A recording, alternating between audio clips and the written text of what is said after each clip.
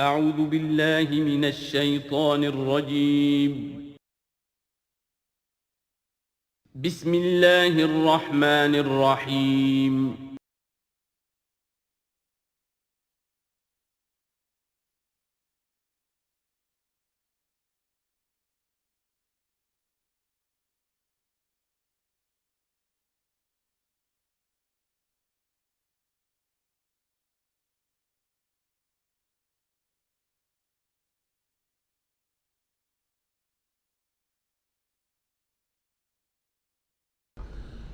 الحمد للہ وکفا والصلاة والسلام علی عبادہ الذین اصطفیٰ خصوصاً علی افضلہم وخاتم النبیین محمد الامین وعلی آلہ وصحبہ اجمعین اما بعد فقد قال اللہ تبارک وتعالی کما ورد فی سورۃ الحجر اعوذ باللہ من الشیطان الرجیم بسم اللہ الرحمن الرحیم وَلَقَدْ جَعَلْنَا فِي السَّمَاءِ بُرُوجًا وَزَيَّنَّاهَا لِلنَّاظِرِينَ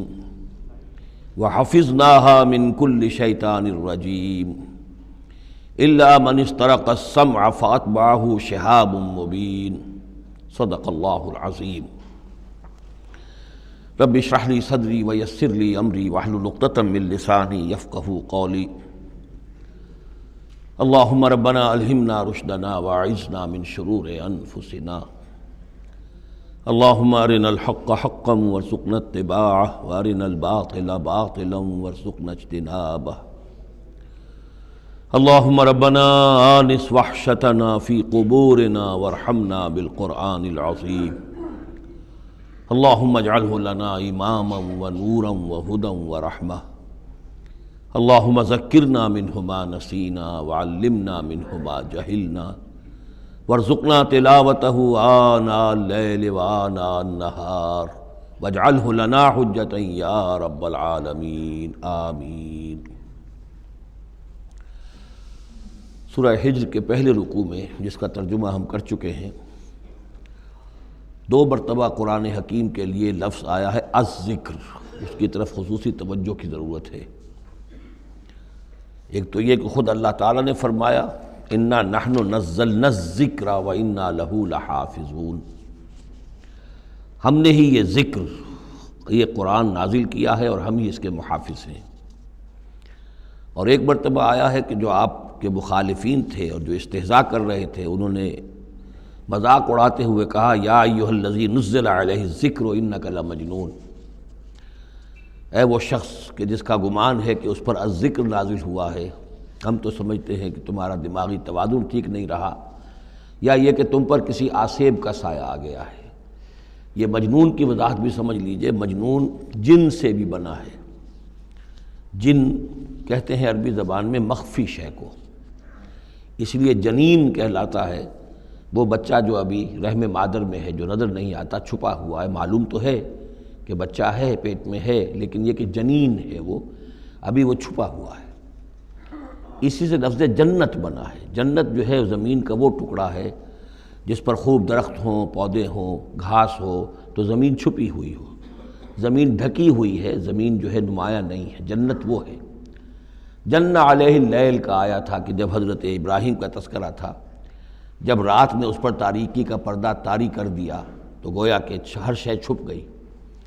تو یہ جو جن کسی پر آ جانا، جس کو ہم کہتے ہیں اس پر کو آسیب کا سایہ ہو گیا ہے، تو مجنون کے معنی یہ بھی تھے۔ اور مجنون اس کو بھی کہتے تھے کہ جس کا دماغی توازن ٹھیک نہ رہا ہو۔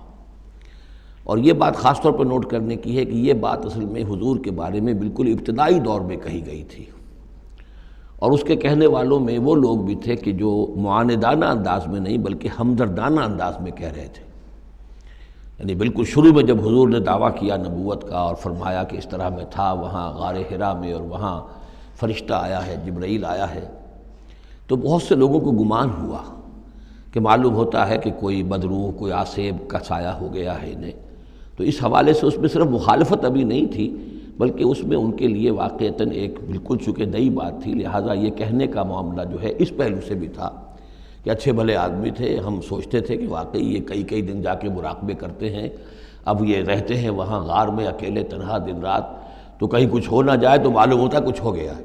تو کوئی نہ کوئی جنون کارزہ ہو گیا ہے یا جن کا سایہ ہو گیا ہے۔ تو اس لفظ کو بھی سمجھ لیجیے، اور جو بتانا تھا وہ یہ ہے کہ سورہ نون جو کہ بالکل ابتدائی دور میں نازل ہوئی ہے، جس کا نام سورہ قلم بھی ہے، 29ویں پارے کی دوسری سورت، اس میں بھی یہی بات جو ہے کہی گئی ہے۔ اسی کے حوالے سے میں آپ کو بتا رہا ہوں کہ یہ سورہ مبارکہ جو ہے بالکل ابتدائی دور کی صورتوں میں سے ہے، اسی مشابہت کی وجہ سے۔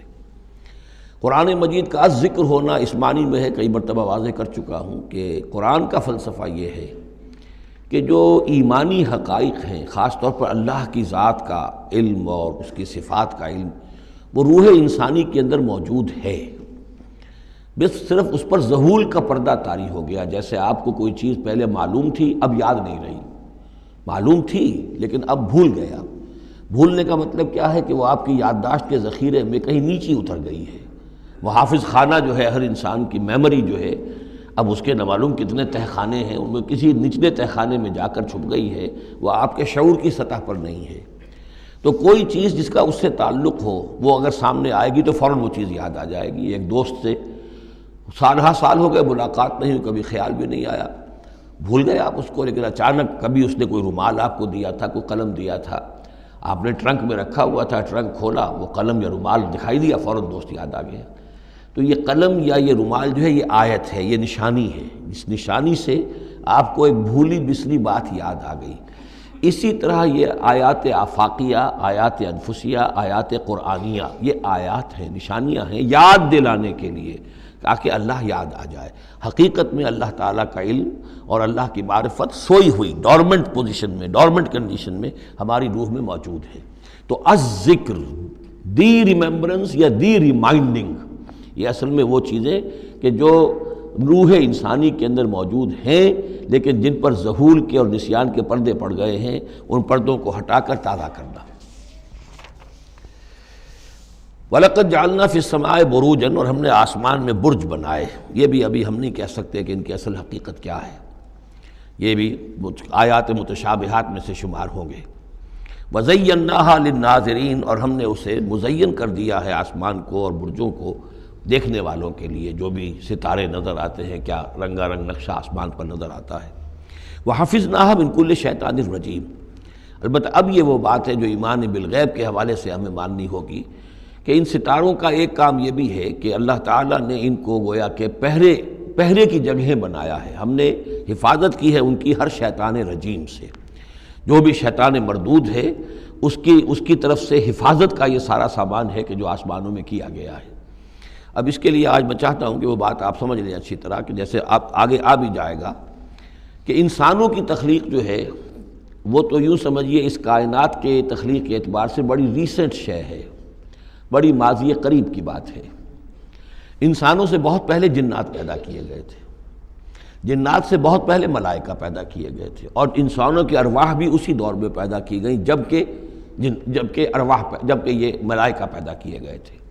تو جتنی مخلوقات کو ہم جانتے ہیں، بہت سی مخلوقات اب بھی ایسی ہوگی کہ جس کا ہمیں کوئی شعور نہیں، ادراک نہیں، ہم جانتے ہی نہیں۔ جیسے ابھی ہمیں ریسنٹلی معلوم ہوا وائرس بھی کسی بلا کا نام ہے، اس سے کچھ پہلے ہمیں معلوم ہوا بیکٹیریا بھی کسی چیز کو کہتے ہیں، ورنہ یہ کہ ان چیزوں کا کوئی علم ہمیں نہیں تھا۔ ابھی پتہ نہیں اور کیا کیا چیزیں ہیں کہ جو ظہور میں آنے والی ہیں، لیکن جو چیزیں بھی آج تک ہم جانتے ہیں ان میں یوں سمجھیے کہ جن ہستیوں میں خود شعوری ہے، سیلف کانشسنس، وہ 3 مخلوقات ہیں صرف، ملائکہ، جنات اور انسان۔ باقی جو حیوانات ہیں زمین کے اوپر، چاہے وہ بر کے ہیں یا بحر کے ہیں یا ہوا کے ہیں، فضا کے ہیں، پرندے ہوں یا زمین پر چلنے والے خشکی کے جانور ہوں یا دریا میں اور سمندر کے اندر جو بھی حیوانات ہیں، مچھلیاں ہیں یا اور جاندار ہیں، ان سب میں شعور تو ہے، خود شعوری نہیں ہے۔ البتہ یہ کہ ترتیب یہی ہے کہ پہلے جنات پیدا کیے گئے، اور وہ چونکہ آگ سے پیدا کیے گئے تھے، تو ان کے اندر پوٹینشل جو قوت ہے وہ ہم انسانوں کے مقابلے میں بہت زیادہ ہے، اور ان کی رسائی اس کائنات میں بہت دور تک ہے۔ مثلا میرا یہ گمان ہے، باقی چیزیں تو میں خاص وثوق سے کہہ رہا ہوں، لیکن میرا گمان یہ ہے کہ جو سولر سسٹم ہے، چونکہ ہماری اس پوری جو ہماری یہ فیملی ہے، یہ خاندان ہے، جو یہ سولر سسٹم ہے، سورج کا کنبہ کہلاتا ہے، تو اس کا جو منبع سرچشمہ ہے وہ سورج ہے، اور معلوم ہوتا ہے کہ اسی کی آگ سے اور اسی کی لپٹ سے اور جنات کی تخلیق ہوئی ہے۔ تو یہ جنات سولر سسٹم پورا کا پورا جو ہے وہ جنات کے دائرے میں داخل ہے، وہ اس میں آ جا سکتے ہیں۔ اس کے لیے انہیں کسی راکٹ کی ضرورت نہیں، کسی مشین کی ضرورت نہیں، کسی ذرائع کی ضرورت نہیں، بلکہ اس کی استعداد ان کے اندر موجود ہے۔ یہ پھر اپنی اس استعداد سے فائدہ اٹھا کر اس سے آگے جب ملائکہ کے ذریعے سے کچھ احکام اترتے ہیں، آسمان سے اللہ تعالیٰ کی کوئی تدبیر ہے، ملائکہ کے حوالے کیے گئے ہیں، تو یہ پھر ان سے کچھ چیزیں اچکنے کی کوشش کرتے ہیں تاکہ وہ جا کر انسانوں میں سے جو وہ عامل لوگ ہیں، کاہن لوگ ہیں، ان کو جا کے ان کو کچھ بتا دیں کہ اب یہ ہونے والا ہے۔ اس لیے کہ ملائے اعلیٰ میں فیصلہ ہو گیا، اللہ تعالیٰ کے ہاں ایک چیز کی تدبیر جو ہے وہ طے ہو گئی، اب اللہ تعالیٰ نے فرشتوں کے حوالے کیا ایگزیکیوشن کے لیے۔ ایسے ہی ہے جیسے کہ پریزیڈنٹ ہاؤس سے تو ایک حکم جو ہے وہ جاری ہو گیا، اب اس کا اجرا ہوا ہے، اب کوئی ٹائپ کرے گا، ٹائپ کر کے اسے ڈسپیچ کرے گا، وہ پھر کسی جگہ پر پہنچے گا، پہنچتے وقت لگے گا۔ اگر وہ جو ٹائپسٹ ہے جس نے ٹائپ کیا ہے وہ ٹیلی فون کرتے کہ صاحب اب یہ حکم آنے والا ہے، وہ تو آ جائے گا، تو ظاہر بات ہے وہ حکم تو پہنچ گیا اس کو، اور اس کے حوالے سے وہ جس شخص کو اس نے یہ خبر دے دی ہے وہ اپنی دکان چمکا سکتا ہے کہ دیکھیے مجھے پہلے سے معلوم تھا کہ یہ حکم آنے والا ہے۔ تو اس کائناتی حکومت کے اندر یہ سلسلہ ہے جس کے لیے کہ پھر اللہ تعالیٰ نے اس سولر سسٹم سے آگے کی جو بھی یونیورس ہے اس میں، یہ میرا گمان ہے جو میں عرض کر رہا ہوں اللہ عالم، اس میں ان جنات کو آگے بڑھنے سے روکنے کے لیے ان ستاروں کے اندر وہ میزائلز نصب کر رکھے ہیں کہ جب بھی کوئی جنات میں سے ادھر آگے ٹریس پاس کرنے کی کوشش کرتا ہے تو اس پر وہ میزائل پھینکا جاتا ہے جس کو ہم شہاب ثاقب کہتے ہیں۔ یہ ہے پورا نظام کہ جو یہاں ہمارے سامنے آ رہا ہے۔ تو اس کی یہ حقیقت بہت حد تک تو یوں سمجھیے کہ ایمان بالغیب، کل من عند ربنا، ہمارے رب کی طرف سے ہے، ہم اس پر ایمان رکھتے ہیں، لیکن اب کسی نہ کسی حد تک یہ چیزیں جو ہے جو بھی ہماری سائنٹیفک اب جو ارتقاء ہو رہا ہے، ترقی ہو رہی ہے، اس کے ساتھ کسی نہ کسی درجے میں کورابوریشن ہو جاتی ہے۔ وَحَفِظْنَاهَا مِنْ كُلِّ شَيْطَانٍ رَجِيمٍ، اور ہم نے حفاظت کر لی ہے ان آسمانوں کی ان شیاطین سے کہ جو مردود ہیں، إِلَّا مَنِ اسْتَرَقَ السَّمْعَ، سوائے اس کے کہ جو کوئی چرا کے لے بھاگا، مطلب یہ کہ فرشتہ نازل ہو رہا ہے اور فرشتے کے ساتھ احکام بھی ہیں، چونکہ یہ وہ نوری ہے یہ ناری ہے، نور اور نار کے درمیان فاصلہ بہت تھوڑا ہے، بہت قرب ہے، لہذا اس کی بدولت اسی وجہ سے یہ جن تھا جو تھا عزازیل، لیکن فرشتوں کے ساتھ اس کا اٹھنا بیٹھنا تھا، انہی میں شامل تھا، اسی لیے ان کی جو آپس میں جو ان کا قرب ہے اس کی وجہ سے فرشتوں سے کوئی اچک لیتے ہیں۔ الا من استرق السمع، اگر کسی نے کوئی چیز سن لی اور سن کر وہ بھاگا، فاتبعہ شہاب مبین، تو اس کے پیچھے اس کا پیچھا کرتا ہے ایک انگارہ چمکتا ہوا۔ یہ مثائلز ہیں کہ جو اللہ تعالیٰ نے نصب کیے ہوئے ہیں۔ والارض مددناہا، اور زمین کو ہم نے پھیلا دیا جیسے بستر پھیلایا جاتا ہے، والقینا فیہا رواسیا، اور اس میں ہم نے لنگر ڈال دیے۔ یہ پہاڑ جو ہیں قرآن مجید بار بار کہتا ہے کہ زمین کا جو سٹیبلائزنگ ایفیکٹ ہے ان پہاڑوں کا زمین کی حرکت کے دوران۔ فَأَنبَتْنَا فِيهَا مِنْ كُلِّ شَيْءٍ مَوْزُونٍ، اور اس میں ہم نے اگا دی ہر شے جو کہ بہت ہی اندازے سے ہے، یعنی یہ کہ جو بھی کوئی ایک شے بھی اگر ایک حد سے آگے بڑھ جائے تو وہ باقی ساری چیزوں کو ختم کر دے گی۔ بعض ایسی مچھلیاں ہیں کہ اگر ان کی جو ریپروڈکٹیو صلاحیت ہے، جتنے ان کے انڈے ہوتے ہیں وہ سب انڈے جو ہیں وہ مچھلیاں بن جائیں تو چند ہی سال کے اندر یہ زمین جو ہے اس سے کئی گنا حجم جو ہے وہ ایک مچھلی کی اولاد سے اور ایک مچھلی کی نسل سے وجود میں آ جائے گا۔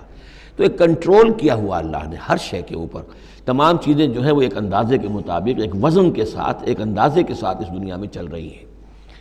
من کل شیء موزون، ہر چیز جو ہے وہ ایک اندازے اور وزن کے مطابق ہے۔ وجعلنا لکم فیہا معاش، اور ہم نے اس میں تمہارے لیے طرح طرح کے معاش کے سلسلے پیدا کر دیے۔ ومن لستم لہ برازقین، اور ہم تو ان کو بھی روزی کا سامان دیتے ہیں جن کو تم رزق نہیں دیتے۔ ایک تو یہ ہے کہ تمہارے پاس گھوڑا بندھا ہوا ہے، تمہیں فکر رہتی ہے چارہ اس کو دینا ہے، کچھ نہ کچھ دانہ ڈالنا ہے، لیکن کتنی مخلوقات ہماری ہے کہ تم نہیں ہو اس کو رزق دینے والے، ہم رزق پہنچا رہے ہیں۔ وَإِن مِّن شَيْءٍ إِلَّا عِندَنَا خَزَائِنُهُ، اور نہیں ہے کوئی شے مگر یہ کہ ہمارے پاس تو اس کے خزائن ہیں، لا متناہی، ہماری ریسورسز جو ہیں وہ یہ کہ لمیٹڈ نہیں ہے، لیکن وما ننزلہ الا بقدر معلوم، ہم نہیں نازل کرتے اس میں سے مگر ایک اندازے کے مطابق کہ جو طے شدہ ہے۔ یعنی یہ کہ سٹور تو بہت بڑا ہے، لیکن یہ کہ سٹور سے جو ایشو ہوتا ہے اللہ تعالیٰ کے ہاں ہر چیز کا، تو اس کا ایشو ہونا جو ہے وہ اندازے کے مطابق ہے، ایک حساب کتاب کے ساتھ ہے، ورنہ جیسا کہ میں نے کہا کیوس ہو جائے۔ وَأَرْسَلْنَا الرِّيَاحَ لَوَاقِحَ، اور ہم نے بھیج دی ہوائیں، ہم بھیج دیتے ہیں ہوائیں جو بوجھل ہوتی ہیں یا بوجھل کرنے والی ہوتی ہیں۔ لواقعہ کا مفہوم پہلے تو یہ سمجھا جاتا تھا کہ چونکہ وہ بادلوں کو لے کر آتی ہیں اس اعتبار سے، لیکن اب ادھر ایک اشارہ ہو رہا ہے جدید سائنس کے حوالے سے کہ پولن گرینز جو ہیں وہ بھی ہواؤں کے ذریعے سے آتے ہیں، اور وہ پھر آ کر پھولوں کو جب وہ وہاں فرٹیلائزیشن ہوتی ہے تو اس سے پھر وہ فصل بنتی ہے۔ تو ہوائیں جو ہیں وہ گویا کہ بار آور کرتی ہیں، اور اس طریقے سے یہ نباتاتی نظام چل رہا ہے۔ فَأَنزَلْنَا مِنَ السَّمَاءِ مَاءً، پھر ہم نے اتار دیا آسمان سے پانی، فَأَسْقَيْنَاكُمُوهُ، پھر ہم نے وہ پانی تمہیں پلایا، تمہارے پینے کے لیے بندوبست کیا۔ وَمَا أَنْتُمْ لَهُ بِخَازِنِينَ، اور دیکھو تم اس کا سٹور نہیں کر سکتے، اس کا خزانہ نہیں بنا سکتے۔ کہاں کس طرح بناؤ گے خزانہ؟ واقعہ یہ ہے کہ یہ جو واٹر سائیکل ہے اس دنیا میں، یہ بھی اللہ تعالیٰ کے عظیم، یعنی سمجھیے کہ کرشموں میں سے اور اللہ کے معجزات میں سے بہت بڑا معجزہ ہے کہ یہ جو ہمارے پہاڑوں کے اوپر اتنے بڑے بڑے گلیشیئرز ہیں، یہ کیا ہے؟ یہ واٹر سٹوریج ہے، ٹینکس ہے۔ یہیں سے تو پانی ہے جو آ رہا ہے نیچے، وہ پگھل رہا ہے سب دھوپ سے، اور پھر وہ ندی نالوں سے ہو کے دریاؤں میں آیا، اور دریاؤں سے ہوتا ہوا زیر زمین سوتوں میں سے بھی گزر رہا ہے۔ وہ آپ نے کہیں پمپ سے نکال لیا، کہیں کنواں کھود لیا، پھر وہ پانی سارا کا سارا سمندروں کے اندر پہنچ گیا، ڈرین ہو گیا، پھر سمندر سے اب یہاں پر وہ ہو رہا ہے کہ دھوپ کی تمازت سے اب اس کی وہ بخارات بن رہے ہیں، اور وہ بخارات اوپر جا رہے ہیں، پھر وہ واپس جا رہا ہے، پھر وہ جو اوور ہیڈ ٹینکس ہیں وہ پھر جو ہے ریپلینش ہو رہے ہیں، وہ ساری جو کمی ہو گئی تھی پھر نئی برف پڑ گئی ہے، نیا سٹور۔ یہ جو نظام ہے اللہ کا، اور یہ واٹر سائیکل سے ہی زندگی قائم ہے۔ مبدأ حیات پانی ہے، مادہ تخلیق حیوانات کا، جو اس دنیا کے حیوانات ہیں ان کا مادہ تخلیق مٹی ہے، مادہ تخلیق جنات کا آگ ہے، مادہ تخلیق انسانی ارواح اور ملائکہ کا نور ہے، لیکن مبدأ حیات جو ہے، حیات انسانی جو ہے یہاں پر، یا حیات حیوانی جو زمین کی ہے، اس پلینٹ کے اوپر جو زندگی ہے، اس کا مبدأ پانی ہے، اس حیات کا۔ تو اب یہ پانی کا سائیکل ہے جو چل رہا ہے۔ وَمَا أَنْتُمْ لَهُ بِخَازِنِينَ، تم اس پانی کا کتنا خزانہ کر سکتے ہو، کتنا سٹور کر سکتے ہو، کس طرح کا نظام چلا سکتے ہو، کتنے بڑے پیمانے پر یہ واٹر سائیکل جو ہے اللہ تعالیٰ نے اس دنیا کے اندر چلایا ہوا ہے۔ وَإِنَّا لَنَحْنُ نُحْيِي وَنُمِيتُ، اور یہ یقیناً ہم ہی ہیں جو باقی بھی رکھتے ہیں اور موت بھی وارد کرتے ہیں، زندہ بھی رکھتے ہیں اور موت بھی وارد کرتے ہیں۔ وَنَحْنُ الْوَارِثُونَ، اور پھر ہم ہی وارث ہوں گے۔ ہر شے ختم ہو جائے گی، کسی کی کوئی ملکیت نہیں رہے گی، ساری کی ساری چیزیں پھر ہماری ہی کائنات ہے، ہماری ہی ملکیت ہے۔ وَلَقَدْ عَلِمْنَا الْمُسْتَقْدِمِينَ مِنْكُمْ وَلَقَدْ عَلِمْنَا الْمُسْتَأْخِرِينَ، ہمارے علم میں سے ہے کون لوگ تم میں سے آگے بڑھیں گے۔ اب دیکھیے چونکہ ابتدائی زمانے کی صورت ہے یہ، اب کون لوگ ہوں گے جو آگے بڑھ کر قرآن کو سینے سے لگائیں گے، کون لوگ ہوں گے جو محمد کی دعوت پر لبیک کہیں گے، یعنی جو ہم پڑھ چکے ہیں سورہ توبہ میں، السابقون الاولون من المہاجرین والانصار والذین اتبعوہم بإحسان، یہ کون لوگ ہوں گے ہمیں معلوم ہے۔ ہم تو پہلے سے جانتے ہیں کہ ابو بکر ایک لمحے کی دیر نہیں لگائے گا، ہمیں معلوم ہے کہ عثمان کو ایک کچھ زیادہ وقت نہیں لگے گا، ہمیں معلوم ہے کہ ابو بکر کی تبلیغ سے یہ طلحہ اور زبیر اور عبد الرحمن ابن عوف اور سعید ابن زید اور یہ سب لوگ جو ہیں ایمان لے آئیں گے، اور ہمیں یہ بھی معلوم ہے کون پیچھے رہ جائے گا، وہ بھی ہمیں معلوم ہے۔ وَلَقَدْ عَلِمْنَا الْمُسْتَقْدِمِينَ مِنْكُمْ وَلَقَدْ عَلِمْنَا الْمُسْتَأْخِرِينَ وَإِنَّ رَبَّكَ هُوَ يَحْشُرُهُمْ، اور پھر آپ کا رب ان سب کو جمع کرے گا۔ إِنَّهُ حَكِيمٌ عَلِيمٌ، یقیناً وہ کمال حکمت والا اور علم رکھنے والا ہے۔ اب جو اگلا رکوع آ رہا ہے سورہ مبارکہ کا، یہ اس اعتبار سے بڑا اہم ہے کہ اس میں تخلیق انسانی کے ضمن میں ایک بڑی ثقیل اصطلاح استعمال ہوئی ہے، اور یہ ثقیل اصطلاح 3 مرتبہ آئی ہے۔ اب ظاہر بات ہے کہ قرآن مجید جو ہے اگر اس طرح کی کوئی شکل اختیار کرتا ہے تو کوئی نہ کوئی حکمت اور ضرورت اس کی پشت پر ہوتی ہے۔ وَلَقَدْ خَلَقْنَا الْإِنسَانَ مِنْ صَلْصَالٍ مِّنْ حَمَإٍ مَّسْنُونٍ، اور یقیناً ہم نے انسان کو بنایا ہے اس مٹی سے جو سنی ہوئی تھی گارے کی اور پھر سوکھ کر کھنکنے لگی۔ حَمَإٍ مسنون، سنا ہوا گارا جس میں سے بدبو بھی اٹھ رہی ہو۔ دیکھیے یہ جو انسان کے مادہ تخلیق کے ضمن میں قرآن میں الفاظ آئے ہیں، اب ان کو گنتے جائیے۔ نمبر 1 تراب، مٹی سے بنایا انسان کو، مٹی میں پانی مل گیا، گارا بن گیا، تو اس کو کہتے ہیں تین، من تین، خلقتنی من نار وخلقتہ من طین، یہ سورہ اعراف میں ہم پڑھائے ہیں۔ ابلیس نے کہا تھا کہ مجھے تو نے بنایا آگ سے اور اس کو بنایا آدم کو گارے سے، اور اب چاہتا اور مجھے حکم دے رہا ہے کہ میں اس کے سامنے جھکوں، میں تو اس کے سامنے نہیں جھک سکتا۔ 3 کے بعد آیا 3 لازب، گارا پڑا رہے تو وہ جب اس کے اندر پھر کچھ چپچپاہٹ پیدا ہو جاتی ہے، اور یہ پرانے زمانے میں ہوتا تھا، اب تو میں سمجھتا ہوں کہ جدید نسل کو تو ان چیزوں کا علم ہی نہیں ہے۔ کچے گھر بنتے تھے تو انہیں لیپتے تھے، پوتتے تھے، گارا بناتے تھے، تغاری ہوتی تھی، پھر مٹی کے اندر تھوڑی سی توڑی ڈال دیتے تھے۔ کوئی آرگینک میٹر ڈالیں گے تو فرمنٹیشن ہوگی تو لیس سا اٹھے گا، ورنہ یہ کہ گارا جو ہے اگر اس گارے سے اگر پلسٹر کریں گے تو وہ پھٹ جائے گا، لیکن جب وہ گارا ذرا سن جاتا ہے، اس میں لیس پیدا ہو جاتا ہے، تو پھر اب جب اس کے ساتھ لیپتے تھے دیواروں کو، میں نے تو اپنے بچپن میں یہ سب دیکھا ہے، ایسے گھروں میں ہم رہے بھی ہیں کہ جن میں یہی فرش بھی اسی طریقے سے لیپے ہوئے ہوتے تھے اور دیواریں بھی ہوتی تھی، تو یہ کہ پھر اس کے اندر وہ ایک لیس سا پیدا ہو جاتا ہے فرمنٹیشن سے، وہ 3 لازم ہے۔ اس سے اگلی سٹیج یہ ہے کہ اب وہ سڑنے لگے، یہ یعنی فرمنٹیشن اتنی پہنچ گئی کہ اس میں ہے حمیم مسنون، سنا ہوا گارا۔ پھر اگر کسی وجہ سے وہ خشک ہو جائے تو اب وہ کھنکنے لگتا ہے، جیسے کہ کبھی آپ نے دیکھا ہوگا ساحل کے قریب یا کسی دلدلی علاقے میں پپڑی اوپر آ جاتی ہے، جیسے زمین کے اوپر جو ہے پپڑی سی ہوتی ہے، اس پر آپ چلتے ہیں تو وہ کر کر ٹوٹتی ہے، کھنکنے والی مٹی بن جاتی ہے، وہ سنا ہوا گارا خشک ہو کر کھنکنے لگتا ہے۔ یہ سٹیجز ہیں ان مادہ تخلیق کی کہ جو آدم یا انسان کی تخلیق کے ضمن میں قرآن میں آئے۔ حالانکہ ایک لفظ بھی کفایت کر سکتا تھا، مٹی سے بنایا، 3 سے بنایا، گارے سے بنایا، پھر 3 لازم سے بنایا، پھر حمی مسنون سے بنایا، من صلصال کالفخار سے بنایا، اور صلصال من حمی مسنون، پھر صلصال کالفخار آخری سٹیج ہے، وہ ایسے بجنے لگا جیسے کہ اب یہ جو ہے وہ آئے گا سورہ رحمان میں۔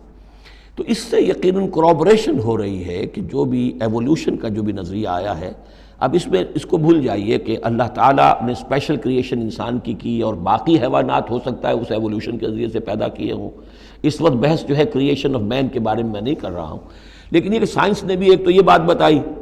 کہ یہ ساری حیات حیواناتی جو بھی زمین پر ہے یہ مٹی سے بنی ہے، گویا کہ متفق گردید رائے بو علی بارائے من، قرآن اور سائنس متفق ہو گئے۔ پھر یہ کہ اس میں مٹی کے اندر گارے کی شکل بنی، پانی ملا، مبدأ حیات پانی ہے، قرآن بھی کہہ رہا ہے۔ پھر یہ کہ وہ ساحلی علاقوں پر دلدل بنی، اور دلدل کے اندر پھر وہ فرمنٹیشن وہاں ہوئی، اور اسی میں پھر جب وہ دراڑیں سی پڑ جاتی ہیں سمندر کے قریب دلدلی علاقے میں، تو وہاں سے ان کا کہنا ہے کہ حیات کا آغاز ہوا، الجی یا امیبا، حیواناتی حیات، اور یا یہ کہ نباتاتی حیات کا۔ تو یہ چیزیں جو ہیں یہ سٹیجز تقریباً اسی کے ساتھ، یہ تمام الفاظ جو ہیں قرآن کے جو استعمال کر رہا ہے ان کے ساتھ کسی حد تک اس کا ایک ربط اور تعلق قائم ہوتا ہے۔ اور ہم نے بنایا انسان کو اس مٹی سے جو سڑنے کے بعد، اس گارے سے کہ جو سڑنے کے بعد سنا ہوا گارا پھر وہ کھنکنے لگا تھا سوکھ کر۔ وَالْجَانَّ خَلَقْنَاهُ مِن قَبْلُ، اور جنات کو ہم نے پیدا کیا تھا پہلے، من نار السموم، لو کی آگ سے۔ اب یہ سموم سے مراد کیا ہے؟ بعد سموم آپ نے سنا ہوگا، وہ تیز لو جو آیا کرتی تھی، صحراؤں میں آتی ہے، آگ جھلک دینے والی گرم ہوا۔ تو اصل میں ایک ہوتا ہے جیسے کہ ہم نے فزکس میں پڑھا تھا، جن لوگوں نے تھوڑی بہت فزکس پڑھی ہوگی ایف ایس سی میں، کہ یہ جو شعلہ ہوتا ہے فلیم کا ایک حصہ وہ ہوتا ہے جو نظر آتا ہے، لیومینس، وہ نظر آتا ہے، اس کے اندر حرارت کم ہوتی ہے، اور ایک انویزیبل جو ہوتا ہے اس کے گرد حالہ جو نظر نہیں آتا، اس میں ہوتی ہے تیزی شدید جو ہوتی ہے، سب سے زیادہ ٹیمپریچر جو ہوتا ہے وہ اس میں ہوتا ہے کہ جو اس کا حصہ نظر نہیں آتا۔ اس حصے سے، آگ کی اس لو سے، اس لو کی لپٹ سے یا لو کی لپٹ سے جو بھی اسے کہیں، اس سے ہم نے جنات کو پیدا کیا۔ لیکن یہ سمجھ لیجئے کہ اس سے جنات پیدا کیے گئے، لیکن وہ آگ نہیں ہے۔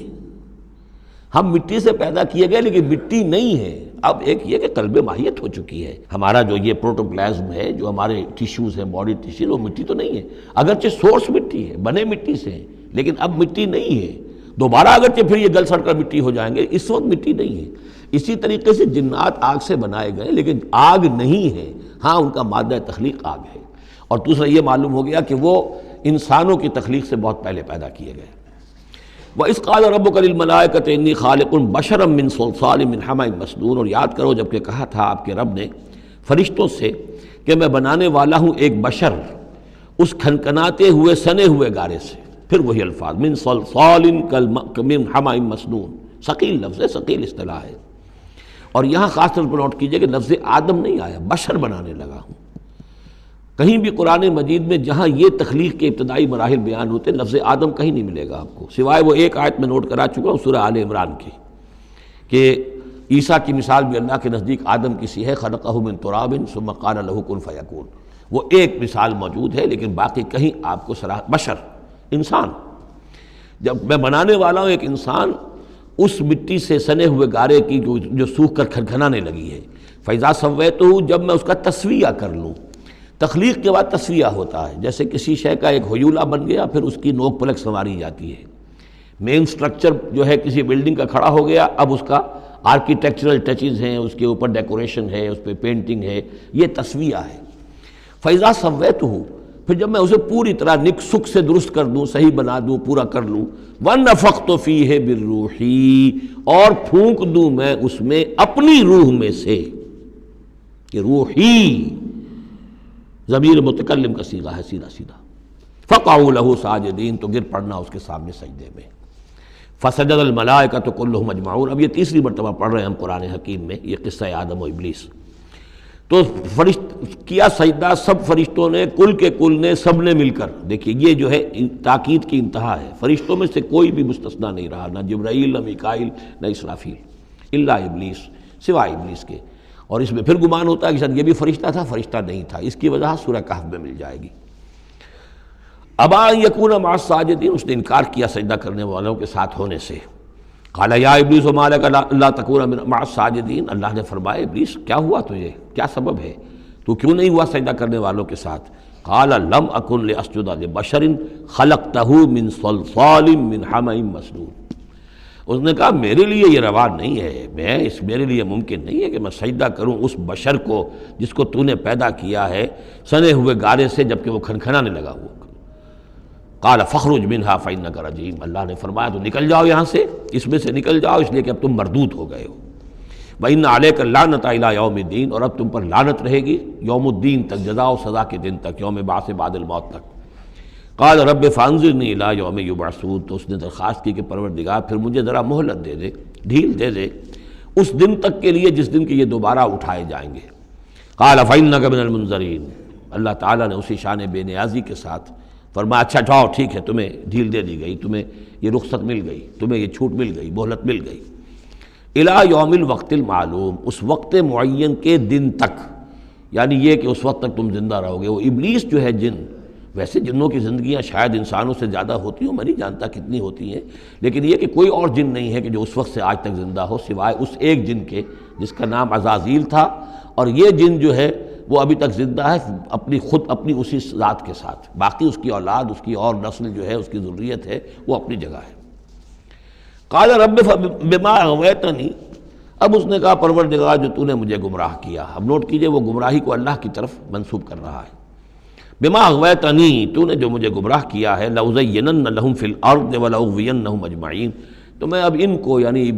آدم کی اولاد، آدم اور حوا کی اولاد کو، میں زمین میں ان کو خوب مزین کر دوں گا، زمین ان کے لیے یہ اسی میں گم ہو جائیں گے، زمین اور اس کی چمک دمک اور اس کی رونقیں اور زیبائشیں آرائشیں ان کی نگاہوں میں کھب جائیں گی۔ وَلَأُغْوِيَنَّهُمْ أَجْمَعِينَ، تجھے بھول جائیں گے، وہ لگ جائیں گے انہی چیزوں کے اندر، اور میں ان سب کو گمراہ کر کے چھوڑوں گا۔ لَأُغْوِيَنَّهُمْ أَجْمَعِينَ، سب کو، إِلَّا عِبَادَكَ مِنْهُمُ الْمُخْلَصِينَ، سوائے ان میں سے ان کے کہ جن کو تو اپنا خاص بندہ بنا لے، تو اپنا خاص بندہ بنا لے، مخلص کر لے، یہاں پہ وہی نوٹ کیجئے مخلص ہے، مخلصین، جن کو تو خالص کر لے اپنے لیے، ظاہر بات ہے کہ اس پر تو میرا زور نہیں چلے گا، باقی یہ کہ میں کسی کو چھوڑوں گا نہیں۔ قال ھذا صراط علی مستقیم، اللہ تعالیٰ نے فرمایا ٹھیک ہے، یہ راستہ ہے میری طرف سیدھا، یعنی یہ میرے اور تمہارے درمیان معاملہ طے ہو گیا، میں نے تمہیں چھوٹ دی، تم اپنا زور لگا لو، جس طرح بھی چاہو بہکا لو، باقی یہ کہ ان عبادی لیس لک علیہم سلطان، میرے بندوں پر تجھے اختیار کوئی نہیں ہوگا، یعنی اختیار کسی بھی انسان پر نہیں ہے، یہ نہیں کہ جس کو اللہ نے مخلص کر لیا ہو اس پر اختیار نہیں، اختیار اسے کسی بھی انسان پر نہیں ہے۔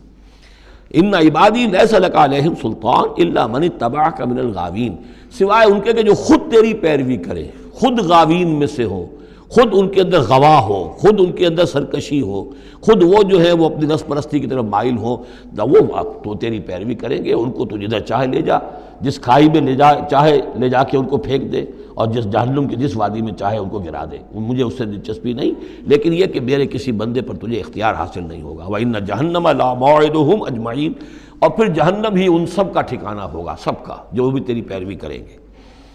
لہا سبعۃ ابواب، اس جہنم کے 7 دروازے ہیں، لکل باب منہم جزء مقسوم، اور ہر ان میں سے ہر دروازے کے لیے ہم نے ایک اس کا نصیب مقرر کر رکھا ہے کہ اتنے جن اتنے انسان اس سے جائیں گے۔ ہو سکتا ہے کہ وہ بڑے بڑے کبیرہ گناہوں کے حوالے سے کہ یہ لوگ جو ہے جو ان گناہوں میں ملوث ہوں گے وہ اس دروازے سے جائیں گے، جو ان گناہوں میں ملوث ہوں گے وہ اس سے جائیں گے، واللہ اعلم۔ ان المتقین فی جنات وعیون، اب وہی سائملٹینیس کنٹراسٹ کہ جب جہنم والوں کا تذکرہ ہوا تو متقین کا بھی، اور جو اہل تقویٰ ہوں گے فی جنات وعیون، وہ ہوں گے جنتوں میں، باغات میں اور چشموں میں، ادخلوها بسلام آمنین، ان سے کہا جائے گا داخل ہو جاؤ ان باغات میں پورے امن کے ساتھ، کوئی خوف نہیں، کوئی اندیشہ نہیں۔ وَنَزَعْنَا مَا فِي صُدُورِهِم مِّن غِلٍّ، یہ مضمون پہلے بھی آ چکا ہے، اور ہم نکال دیں گے ان کے دلوں میں سے جو کچھ قدورت ہوگی، اہل ایمان کی آپس میں کوئی شکوہ، کوئی شکایت، کسی سے کوئی تکدر ہو، کوئی غل ہو، وہ ہم نکال دیں گے۔ علی سرر متقابلین، وہ بیٹھے ہوئے ہوں گے تختوں کے اوپر ایک دوسرے کے آمنے سامنے۔ جب کسی سے ناراضگی ہو تو آدمی آنکھیں چار نہیں کرتا بلکہ نظر چڑا جاتا ہے، لیکن جب کوئی ایسی بات نہیں، دل صاف ہے، تو آمنے سامنے بیٹھ کے باتیں کریں گے، سینگ آئی ٹو آئی۔ متقابلین لا یمسہم فیہا نصب، انہیں نہیں پہنچے گی اس میں نہ تو کوئی تکان، وما ہم منہا بمخرجین، نہ پھر وہ اب اس سے نکالے جائیں گے۔ جب اہل جنت میں داخل ہونے کے بعد کسی کا وہاں سے نکلنے کا امکان نہیں۔ نبئ عبادی، اے نبی میرے بندوں کو بتا دیجئے، انی انا الغفور الرحیم، کہ میں یقیناً غفور ہوں، رحیم ہوں۔ میری اصل شان تو یہ ہے، لیکن وان عذابی هو العذاب العلیم، میری ایک دوسری شان بھی ہے، اور وہ یہ ہے کہ میرا عذاب تو وہ بھی بہت دردناک عذاب ہے۔ لہذا کوئی آدمی جو ہے وہ نڈر نہ ہو جائے، نچنت نہ ہو جائے، وہ میری مغفرت کی امید بھی رکھے، میری رحمت سے آس بھی لگائے رکھے، لیکن یہ کہ میرے عذاب سے ڈرتا بھی رہے۔ بین الخوف والرجاء، یہ کیفیت رہنی چاہیے۔ وَنَبِّئْهُمْ عَنْ ضَيْفِ ابراہیم، اور ذرا ان کو بتا دیجئے حالات ابراہیم کے جو مہمان آئے تھے ان کے بارے میں، وہی جو پہلے ہم پڑھ چکے ہیں سورہ ہود میں۔ اِذْ دَخَلُوا عَلَيْهِ فَقَالُوا سَلَامًا، جب وہ داخل ہوئے حضرت ابراہیم کے ہاں، مکان پہ آئے، انہوں نے کہا سلام۔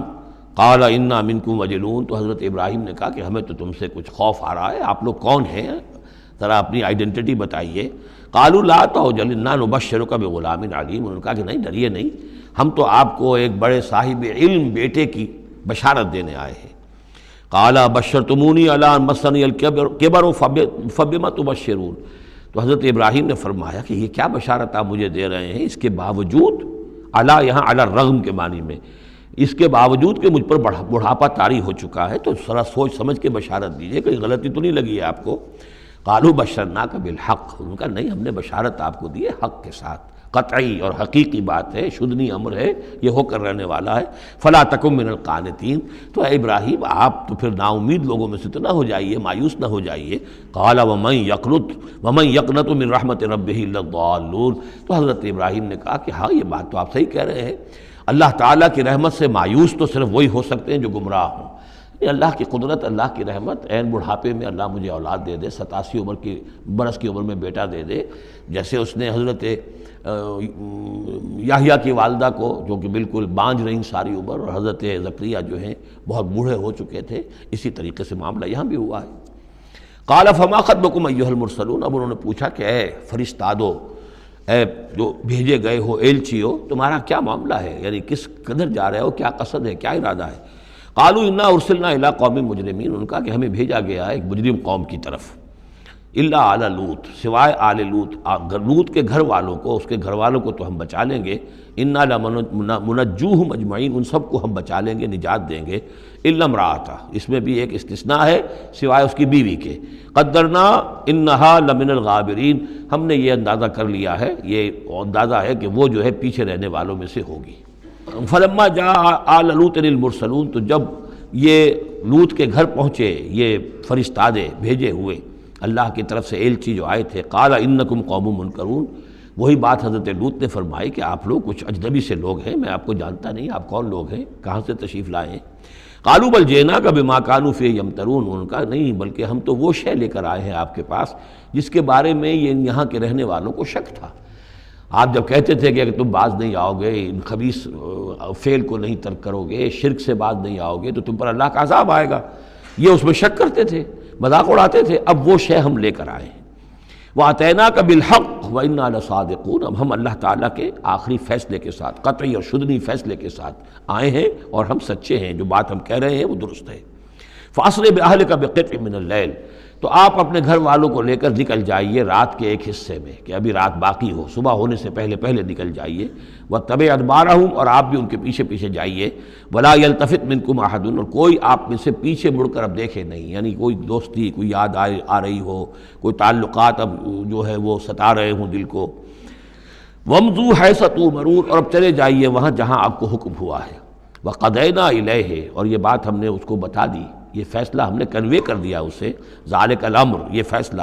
ان دابر ہؤلاء مقطوع مصبحین، کہ ان لوگوں کی جڑ صبح ہوتے ہی کاٹ دی جائے گی، یعنی یہ کہ اس پوری قوم کو تہس نہس کر دیا جائے گا، دونوں شہر جو ہیں نسیہ منسیہ کر دیے جائیں گے، یہاں کوئی ایک متنفس بھی نہیں بچے گا۔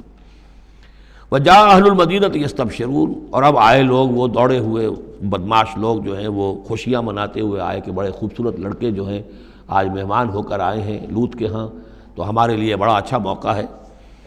قال ان ہؤلاء ضیفی فلا تفضحون، حضرت لوط نے ان سے کہا یہ دیکھو میرے مہمان ہیں، مجھے رسوا نہ کرو، واتقوا اللہ ولا تحزون، اللہ کا تقوی اختیار کرو اور میری بے آبروئی مت کرو۔ قالوا اولم ننہک عن العالمین، انہوں نے کہا کہ دیکھو لوط، ہم نے تمہیں تمام جہانوں والوں سے روکا ہوا نہیں ہے کہ تم ٹھیکہ مت لو کسی کا، ہم جس کے ساتھ جو چاہیں کریں، تم کون ہوتے بیچ میں آنے والے، تم کو ٹھیکیدار بن گئے ہو پوری دنیا کے۔ اولم ننہک، کیا ہم نے منع کیا تمہیں، نہیں کیا تمہیں کہ تمام جہان والوں کی حمایت میں نہ کھڑے ہو جایا کرو۔ قال ہؤلاء بناتی ان کنتم فاعلین، ان کا یہ میری بیٹیاں حاضر ہیں، اگر تمہیں کچھ کرنا ہی ہے تو یہ کہ بہرحال اللہ تعالیٰ نے تمہارے لیے جو جوڑے بنائے ہیں تو وہ تو عورتیں ہیں، تو وہ ہے، میں عرض کر چکا ہوں، اس سے مراد یہ بھی لی گئی ہے کہ میری قوم کی جو یہ بیٹیاں ہیں تمہارے گھروں میں پڑی ہیں، جن کو تم نے چھوڑا ہوا ہے، اصل میں تو تمہارے لیے اللہ تعالیٰ نے وہ فطری راستہ بنایا تھا، یا یہ کہ انہوں نے اتمام حجت کے لیے، جس کو کہتے ہیں پنجابی میں برے کو گھر پہنچانا، یا آخری بات بھی کہی ہو کہ میں ایسا ہی اگر کوئی معاملہ ہے تو کوئی دو بڑے سردار جو ہیں انہیں کہا ہو کہ میں اپنی بیٹیوں کا نکاح تم سے کیے دیتا ہوں، تمہیں اگر کوئی اس طرح کی کوئی حاجت ہے۔ لعمرک انہم لفی سکرتہم یعمہون، تو انہوں نے کہا، یہ اللہ تعالیٰ کی طرف سے ہے، قسم ہے تیری جان کی، وہ لوگ تو اپنے اس نشے کی حالت میں بدمست تھے اور بالکل اندھے ہو گئے تھے، عین میم ہے والا ہے، یہ دل کے اندھے ہو چکے تھے۔ فاخذتہم الصیحۃ مشرقین، تو پھر انہیں آ پکڑا ایک چنگھاڑ نے اجالا ہونے کے وقت۔ مشرق، یہ مشرق نہیں ہے مشرق ہے، مشرق ہے اجالے کی جگہ، صبح جہاں سے نکلتی ہے وہ مشرق ہے، شرق کے معنی جو ہے اصل میں وہ روشنی ہے، تو اسی سے یہ مشرقین، صبح ہونے کا وقت، سورج نکلتے وقت جب اجالے کا وقت ہوا تو ان کو ایک چنگھاڑ نے آ پکڑا۔ فجعلنا عالیہا سافلہا، تو ہم نے اس کے اوپر والے حصے کو نچلا بنا دیا، یعنی تل پٹ کر دیا، وہ گری، پوری بستی جو ہے وہ اٹھا کر پٹک دی گئی کہ چھتیں نیچے اور اس کی جو بنیادیں تھیں وہ اوپر۔ وَأَمْطَرْنَا عَلَيْهِمْ حِجَارَةً مِّن سِجِّيلٍ، اور پھر ہم نے ان پر بارش برسائی، سجیل، مٹی کے کنکروں کی بارش۔ ان فی ذلک لآیات للمتوسمین، یقیناً اس میں نشانیاں ہیں ان لوگوں کے لیے جو حق کے متلاشی ہوتے ہیں۔ یہ جو اسم کا لفظ ہے الف سین میم، اور الف جو ہے اس میں در حقیقت جو اصل اس کا حروف اصلیہ میں سے نہیں ہے، سین میم ہے اصل، یہ ہوتے علامت، اسم کے معنی بھی علامت ہے، یہ میرا نام ہے، یہ آپ کا نام ہے، یہ علامت ہے کہ جس سے میرے نام سے آپ پہچانتے ہیں۔ تو جو لوگ علامتوں سے متوسم، باب تفاعل بن جائے گا، جو علامتوں سے حقیقت کو پہچاننا چاہیں، جو آیات آفاقیہ، آیات تاریخیہ، آیات انفسیہ، آیات قرآنیہ سے حقیقت کو جاننا چاہیں، ان فی ذلک لآیات للمتوسمین وانھا لبسبیل مقیم، اور وہ جو بستیاں تھیں وہ سیدھی راہ پر واقع ہوئی تھیں، یعنی یہ سیدھا راستہ تھا جو یمن سے جاتا تھا فلسطین تک، میڈیٹرینین کے ساحل تک، اور یہ سیدھا راستہ تھا کیروان روٹ، مشرق و مغرب کے درمیان یہی لنک تھا، سویز کینال تھی نہیں، اور ابھی یہ راستہ جو تھا round the Cape of Good Hope, یہ تو کہیں جا کر 1498 میں واسکو ڈی گاما نے تلاش کیا ہے، تو یہ راستہ معلوم ہی نہیں تھا، سویز کینال تھی نہیں، تو ساری جو مشرق اور مغرب کی ٹریڈ ہوتی تھی وہ یہ تھی کہ ہندوستان اور چین اور یہ جاوا ملایا وغیرہ جو ہیں، یہ ہند چینی کے جتنے یہ سب سامان آتا تھا یمن کے ساحل پر، یورپ کے سارے ممالک کا سامان آ جاتا تھا شام کے ساحل پر، فلسطین کے ساحل پر۔ اب ان دو کے درمیان یہ قافلے چلتے تھے، یہ کیروانز تھے کہ جو یہاں سے لے کر سامان ادھر، ادھر کا سامان ادھر۔ تو یہ راستہ ہے امام مقیم، سبیل المقیم اس کو کہا گیا، سیدھا راستہ، سیدھی شاہراہ۔ اسی پر یہ اصحاب ہجر کے بھی مسکن تھے، اسی پر پھر یہ اصحاب مدین کے بھی تھے، اور یہ بستیاں بھی اسی راستے پر واقع ہوئی تھیں۔ ان فی ذلک لآیۃ للمؤمنین، یقیناً اس میں نشانی ہے اہل ایمان کے لیے۔ وان کان اصحاب الایکۃ لظالمین، اسی طریقے سے جو بن والے تھے، مدین والے، وہ بھی بہت ظالم تھے۔ یہ ایکا کا لفظ بھی ان کے لیے آیا ہے، یہ مدین والے۔ فانتقمنا منہ، یہاں پہ صرف تذکرہ ہو رہا ہے، یہاں تذکرہ آپ نے دیکھا کہ صرف حضرت لوط علیہ السلام کا ہوا ہے اس انباء الرسل کے انداز میں، باقی حضرت ابراہیم کا تذکرہ ہو گیا ہے، وہ وہی ہے قصص النبیین کے انداز میں۔ باقی یہاں پر جو تذکرے ہو رہے ہیں یہ بھی صرف ذکر ہے، یہ انباء الرسل کا ذکر ہے، کہ جیسے حضرت شعیب، لیکن شعیب کا نام نہیں یہاں آیا، بلکہ یہ کہ صرف یہ کہ مدین والے۔ فانتقمنا منہم، ان سے بھی ہم نے انتقام لیا۔ وَإِنَّهُمَا لَبِإِمَامٍ مُّبِينٍ، اور یقیناً وہ بھی، یہ دونوں جو بستیاں ہیں کھلے راستے پر واقع ہوئی ہیں، وہی راستہ جو میں نے ابھی آپ کو بتایا ہے۔ وَلَقَدْ كَذَّبَ أَصْحَابُ الْحِجْرِ الْمُرْسَلِينَ، اصحاب الحجر یہ قوم سمود کا دوسرا نام ہے، وہ علاقہ جو ہے جہاں یہ قوم سمود آباد تھی اس کو علاقے کو حجر بھی کہتے ہیں، جیسے کہ وہ علاقہ جہاں قوم عاد آباد تھی اسے احقاف کہتے ہیں، اس علاقے کا نام احقاف تھا، قوم کا نام عاد تھا، جو رسول بھیجے گئے وہ ہود تھے۔ اس علاقے کا نام حجر ہے، قوم کا نام سمود ہے، جو رسول بھیجے گئے وہ حضرت صالح تھے علیہ الصلاۃ والسلام۔ وَلَقَدْ كَذَّبَ أَصْحَابُ الْحِجْرِ الْمُرْسَلِينَ، اسی طرح ہجر والوں لوگوں نے بھی، اس علاقے کے لوگوں نے بھی جھٹلایا بھیجے ہوں کو، رسولوں کو۔ ان میں سے بہت سے نبی ہوں گے، پھر بعد میں اللہ نے آخری جو ہے حضرت صالح علیہ السلام کو بھیجا رسول کی حیثیت سے۔ وَآتَيْنَاهُمْ آیَاتِنَا، انہیں ہم نے اپنی آیات دیں، ان کو تو خاص طور پر جو ہے وہ اتنی حصی نشانی دکھائی گئی،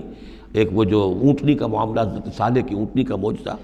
فَكَانُوا عَنْهَا مُعْرِضِينَ، لیکن وہ ان سے منہ ہی پھیرتے رہے، اعراض ہی کرتے رہے۔ وَكَانُوا يَنْحِتُونَ مِنَ الْجِبَالِ بُيُوتًا آمِنِينَ، اور وہ پہاڑوں کو تراش کر اپنے لیے بڑے امن والے گھر بناتے تھے۔ یہ گھر آج بھی موجود ہیں، میں خود بھی ایک مرتبہ گیا ہوں اور دیکھ کر آیا ہوں اس پورے علاقے کو۔ فَأَخَذَتْهُمُ الصَّيْحَةُ مُصْبِحِينَ، تو انہیں بھی آ پکڑا ایک چنگھاڑ نے صبح کے وقت۔ فَمَا أَغْنَىٰ عَنْهُمْ مَا كَانُوا يَكْسِبُونَ، تو کچھ نہ کام آ سکا ان کے وہ ساری کمائی جو انہوں نے کی تھی، جو کچھ انہوں نے مال اسباب جمع کیا تھا، عذاب الہی سے بچانے میں کچھ بھی مفید ثابت نہ ہوا۔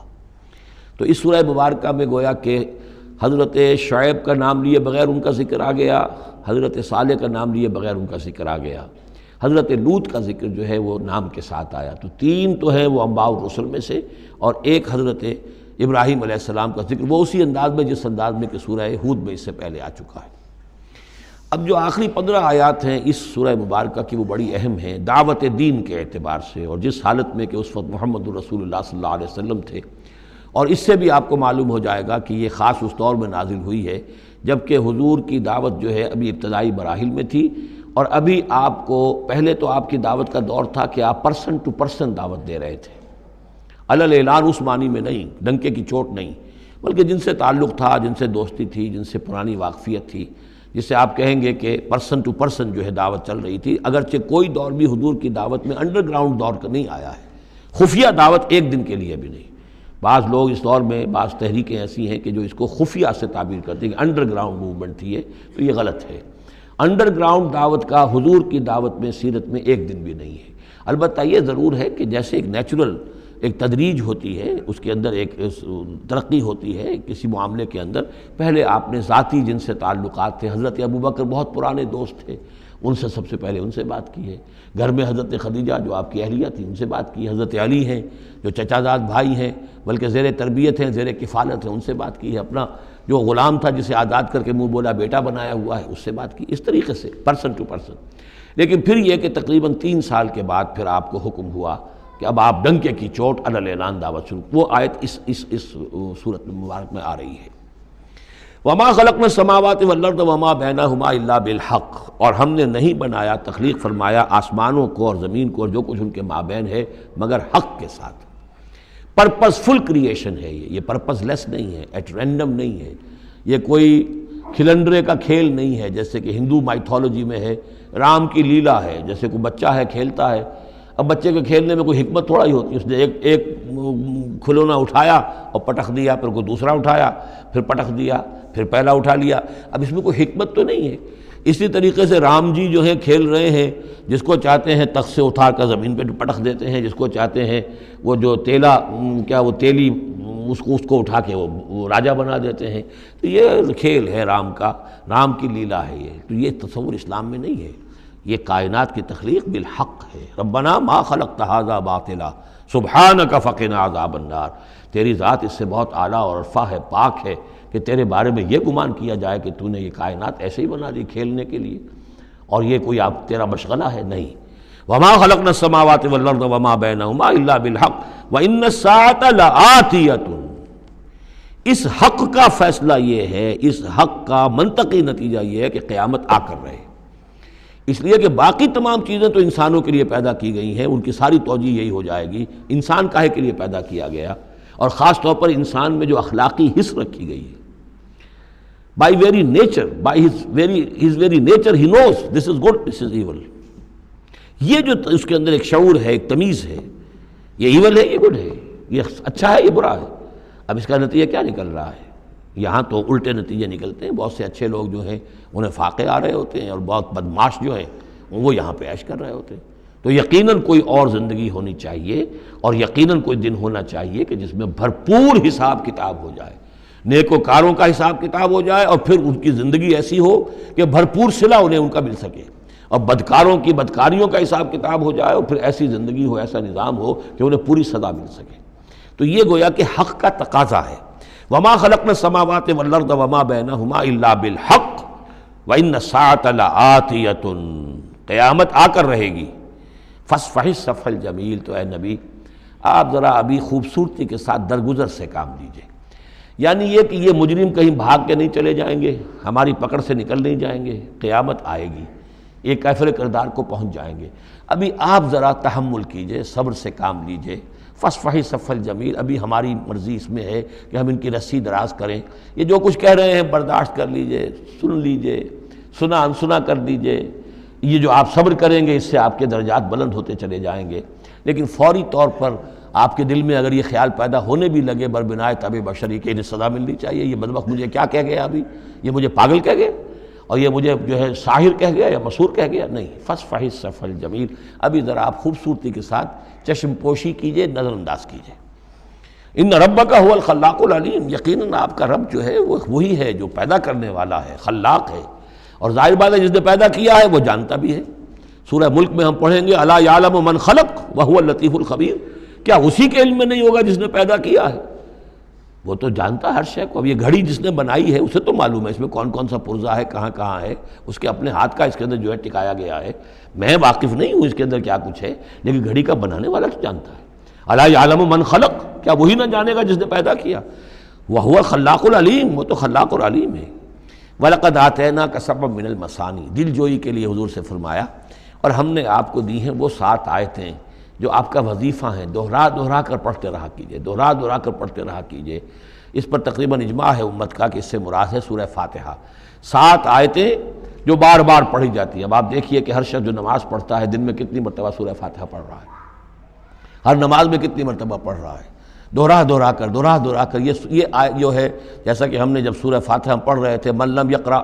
بفاتحۃ الکتاب لا صلاۃ لمن لم یقرأ بفاتحہ، اس کی کوئی نماز ہی نہیں ہے، نماز کا جزو لازم ہے۔ بلکہ قسمت الصلاۃ بینی و بین عبدی نصفین والی حدیث میں نے آپ کو سنائی، حدیث قدسی، تو وہ تو اصل الصلاۃ ہے ہی سورہ فاتحہ۔ والقرآن العظیم، اور یہی بڑا قرآن ہے، یعنی یہ اپنی اہمیت کے اعتبار سے، اپنی فضیلت کے اعتبار سے خود اپنی جگہ پر سورہ فاتحہ ایک قرآن عظیم کا درجہ رکھتی ہے۔ اسی لیے اس کو اساس القرآن بھی کہا، اس کو کافیہ بھی کہا، شافیہ بھی کہا گیا، یہ ام القرآن بھی ہے۔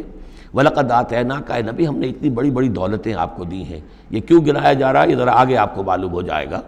کیونکہ بہرحال حضور کو یہ احساس ہوتا تھا یا نہیں ہوتا تھا، دیکھنے والوں کو تو احساس ہوتا تھا۔ ابو جہل مالدار ہے، ولید بن مغیرہ اتنا بڑا چودھری ہے، یہ محمد تو یتیم تھے، کوئی بال دولت ان کے پاس نہیں، کوئی ان کی حیثیت نہیں، ہاں کچھ عرصے سے کچھ کھا پی بھی رہے ہیں تو وہ بیوی کا مال ہے، اپنا تو نہیں ہے۔ یہ ان کی نگاہوں میں جو ان کے معیارات تھے، جو ان کے اندازے تھے سوچنے کے، وہ تو یہ تھے۔ اس حوالے سے یہاں بظاہر حضور سے خطاب ہے، لیکن اصل میں ان کو بتایا جا رہا ہے کہ بدبختو تمہیں کیا معلوم ہم نے ان کو کتنی بڑی دولت دی ہے۔ وَلَقَدْ آتَيْنَاكَ سَبْعًا مِنَ الْمَثَانِي وَالْقُرْآنِ الْعَظِيمِ، ہم نے ان کو وہ 7 آیتیں عطا کی ہیں۔ ایک حدیث کے مطابق جیسی آیت نہ قرآن میں اتری کوئی اور اس کے مثل، اور نہ تورات میں نہ انجیل میں، یہ سورہ فاتحہ ہے۔ وَلَقَدْ آتَيْنَاكَ سَبْعًا مِنَ الْمَثَانِي وَالْقُرْآنِ الْعَظِيمِ وَلَا تَمُدَّنَّ عَيْنَيْكَ إِلَىٰ مَا مَتَّعْنَا بِهِ أَزْوَاجًا مِّنْهُمْ، تو اے نبی آپ کی نگاہیں نہ اٹھیں اس ساز و سامان کی طرف جو ہم نے ان کو عطا کیا ہے۔ ابو جہل کو اگر دے رکھا ہے، ولید بن مغیرہ کو دے رکھا ہے، اور بڑے سرداروں کو دے رکھا ہے، ان کی جائیدادیں ہیں۔ ولید بن مغیرہ کے باغات طائف میں بھی ہیں، اس کی جائیداد طائف میں بھی ہے، مکے میں بھی ہے، آپ کی نگاہ ادھر اٹھے ہی نہ۔ پر کاہ کے برابر، جیسا کہ ایک حدیث میں آتا ہے کہ دنیا مافیہا کی حیثیت اگر اللہ کی نگاہ میں ایک مچھر کے پر کے برابر بھی ہوتی تو اللہ کسی کافر کو ایک گھونٹ پانی بھی اس دنیا سے نہ دیتا۔ جو اللہ کا ماننے والا اور جاننے والا، اللہ کو جاننے والا ہو، تو اس کی نگاہ میں تو پھر اس دنیا و مافیہا کی وہی وقت ہونی چاہیے، وہ متاثر نہ ہو یہاں کی چمک دمک سے، آپ کی نگاہ اٹھے ہی نہ۔ لا تمدن عینیک الی ما متعنا بہ ازواجا منہم، ان کو جو ہم نے دے رکھا ہے ساز و سامان اور زیبائش اور آرائش جو ہے، آپ کی نگاہیں ادھر نہ اٹھے۔ ولا تحزن علیہم، اور اب دیکھیے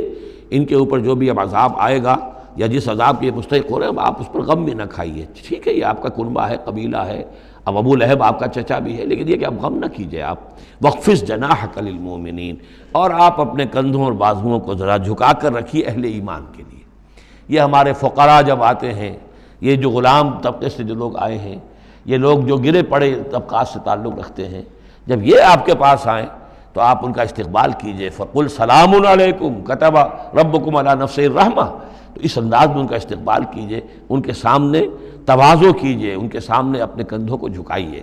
وَاخْفِضْ جَنَاحَكَ لِلْمُؤْمِنِينَ، یہی مضمون ایک مرتبہ پھر سورہ طٰہٰ کے اندر آئے گا۔ وَاخْفِضْ جَنَاحَكَ لِمَنِ اتَّبَعَكَ مِنَ الْمُؤْمِنِينَ، اہل ایمان یہ جو آپ کی پیروی کر رہے ہیں، آپ اپنے ذرا کندھے ان کے سامنے جھکا کر رکھیے۔ یا یہ حکم دیا گیا ہے اولاد کو والدین کے بارے میں، اگلی صورت میں آ جائے گا سورہ بنی اسرائیل میں،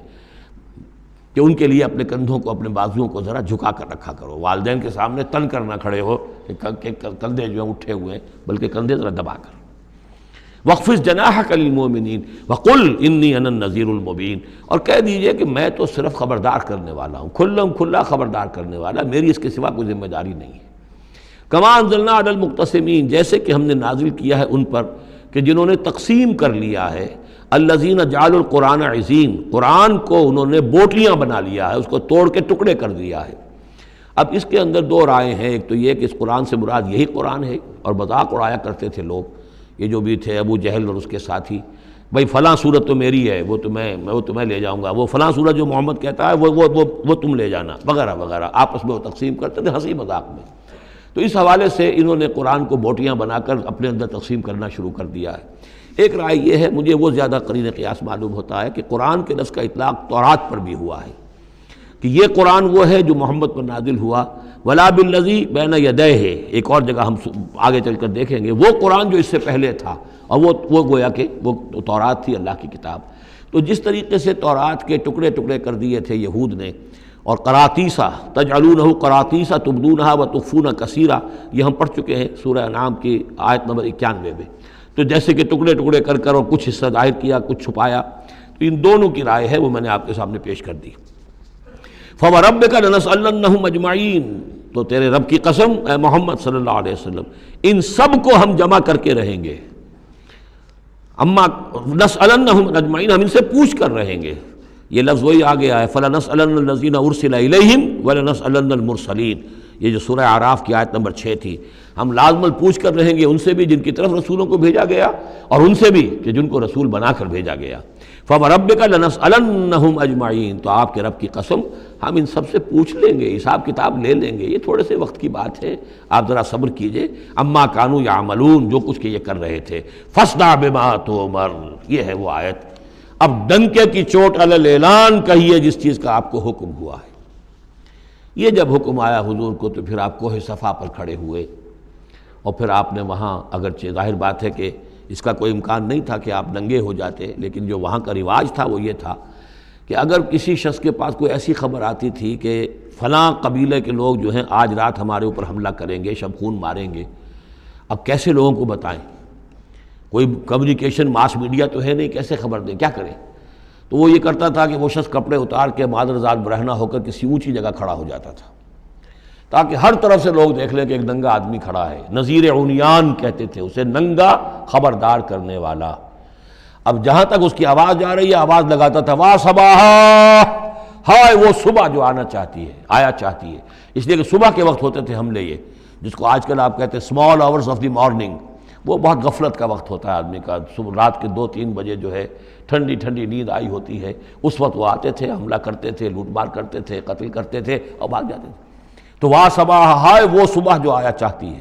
تو اب لوگ دوڑتے تھے کہ بھئی کہاں کی خبر آئی ہے، کون ہے، کون سا قبیلہ ہے، کس کے بارے میں اطلاع ہے، اطلاع صحیح ہے غلط ہے۔ تو یہ ان کا رواج تھا۔ تو حضور نے یہ کیا، صرف ایک چیز اس میں سے نکال دی، ننگے ہونے کا سوال نہیں تھا معاذ اللہ، لیکن آپ بھی کھڑے ہو گئے کوہ صفا پر، واہ صباحا کا نعرہ لگایا۔ اب لوگ آئے، دوڑے، کوئی خبر دی ہے، محمد دینا چاہتے ہیں، کوئی بات ہے، بڑی اہم کوئی بات ہے۔ وہاں آپ نے پھر اپنی دعوت پیش کی۔ تو اسی مجمع میں پھر ابو لہب نے کہا تھا، تبا لک لہذا جمعتنا، تمہارے لیے ہلاکت ہو، ہمیں اس کام کے لیے جمع کیا تھا، ہم اپنے بڑے بڑے اہم کاموں میں لگے ہوئے تھے۔ وہ مہاجن تھا، کہیں مہاجنی سود اپنا لین دین کا حساب کر رہا ہوگا بیٹھا ہوا، میں وہ سب چھوڑ کر آیا ہوں کہ کوئی خاص اہم بات تم نے بتانی ہے، لیکن تم نے یہ کیا کیا؟ تو یہ ہے وہ واقعہ، اور اس سے معلوم ہو جاتا ہے کہ یہ سورہ مبارکہ جو ہے اسی دور کی، ابتدائی دور کی ہے۔ فاصدع بما تؤمر واعرض عن المشرکین، تو اب ڈنکے کی چوٹ کہیے اب جو کہ آپ کو حکم دیا گیا ہے، اور ان مشرکوں سے اعراض کیجئے، پرواہ نہ کیجئے ان کی۔ انا کفیناک المستہزئین، یہ جو استہزاء کرنے والے ہیں، تمسخر اڑانے والے ہیں، ہم آپ کی طرف سے ان کے لیے کافی ہوئے رہیں گے، ان کی کوئی مخالفت آپ کا کچھ بال بیکا نہیں کر سکے گی۔ الذین یجعلون مع اللہ الہا آخر، جو اللہ کے ساتھ ساتھ اور بھی الہ گھڑے بیٹھے ہوئے ہیں۔ فسوف یعلمون، تو عنقریب انہیں معلوم ہو جائے گا کہ اصل حقیقت کیا ہے اور وہ کس طرح کی گمراہیوں میں پڑے ہوئے تھے۔ اب وہ آیت آ گئی جس کا کئی مرتبہ میں حوالہ دے چکا ہوں، اور سورہ انعام میں خاص طور پر، وَلَقَدْ نَعْلَمُ، اے نبی ہمیں خوب معلوم ہے، أَنَّكَ يَضِيقُ صَدْرُكَ بِمَا يَقُولُونَ، کہ جو کچھ یہ لوگ کہہ رہے ہیں اس سے آپ کا سینہ بھجتا ہے۔ کسی نے پاگل کہہ دیا، کسی نے مجنون کہہ دیا، آصیب کا سایہ آ گیا، کوئی ہمدردی کے انداز میں آ کے کہتا ہے۔ عتبہ ابن ربیعہ ایک دفعہ آیا، چونکہ وہ بزرگ تھا، خاندان کا معمر آدمی تھا، بھتیجے میرے بڑے تعلقات ہیں عاملوں سے بھی، کاہنوں سے بھی، واقعی اگر کوئی تم پر کوئی سایہ ہو گیا ہے، کوئی بری روح کوئی آ گئی ہے تو مجھے بتا دو، میں بلا کے لے آؤں گا، علاج کرا دوں گا تمہارا۔ اب کوئی کچھ کہہ رہا ہے، کوئی کچھ کہہ رہا ہے، کسی نے کہا شاعر ہے، کسی نے کہا کہ ایک انہوں نے غلام پکڑ کے رکھا ہوا ہے، عجمی غلام، اسے کمرے میں بند کیا ہوا اپنے گھر کے اندر، اور وہ عالم ہے بہت بڑا جو پورے پچھلی کتابوں کا جاننے والا، اس سے ڈکٹیشن لیتے ہیں اور پھر آ کر ہم پر دھونس جماتے ہیں کہ یہ اب وحی آئی ہے۔ تو یہ ساری باتیں سنتے تھے حضور صلی اللہ علیہ وسلم، تو آپ کو تکلیف پہنچتی تھی، کوفت ہوتی تھی۔ وَلَقَدْ نَعْلَمُ، اے نبی یہ نہ سمجھیے کہ ہمیں اندازہ نہیں ہے کہ آپ کو کوفت ہو رہی ہے، آپ کو تکلیف ہو رہی ہے، آپ کا سینہ بھیجتا ہے۔ وَلَقَدْ نَعْلَمُ أَنَّكَ يَضِيقُ صَدْرُكَ بِمَا يَقُولُونَ، کہ جو کچھ یہ لوگ کہہ رہے ہیں اس سے آپ کا سینہ بھیجتا ہے۔ فَسَبِّحْ بِحَمْدِ رَبِّكَ، بس اپنے رب کے حمد میں اور تسبیح میں لگے رہیے، تسبیح کیجئے اپنے رب کی حمد کے ساتھ، اسی سے آپ کے دل کو سکون ہوگا، اطمینان ہوگا، اسی سے یہ کہ آپ کے لیے استقامت اور صبر کے راستے جو ہیں وہ کھلتے چلے جائیں گے۔ وَقُم مِّنَ السَّاجِدِينَ، اور سجدہ کرنے والوں میں ہو جائیے، آپ سجدہ کیجئے، تسبیح کیجئے، حمد کیجئے، اپنے رب کے ساتھ تعلق مع اللہ ہے کہ جو ان تمام سختیوں کو آپ کے لیے آسان کر دے گا۔ جتنا اللہ سے اپنے اس قلبی اور ذہنی رشتے کو مضبوط سے مضبوط تر بنائیں گے، اتنی ہی یہ تمام چیزیں جو ہیں آپ پر ہلکی ہوتی چلی جائیں گی۔ وَاعْبُدْ رَبَّكَ حَتَّىٰ يَأْتِيَكَ الْيَقِينُ، اور اپنے رب کی بندگی میں، پرستش میں لگے رہیے یہاں تک کہ وہ یقینی بات آ جائے۔ اور وہ یقینی بات کیا ہے؟ جو یقینی شے ہے، شدنی ہے، موت، یعنی یہ کہ تا دم آخر دم فارغ مباش،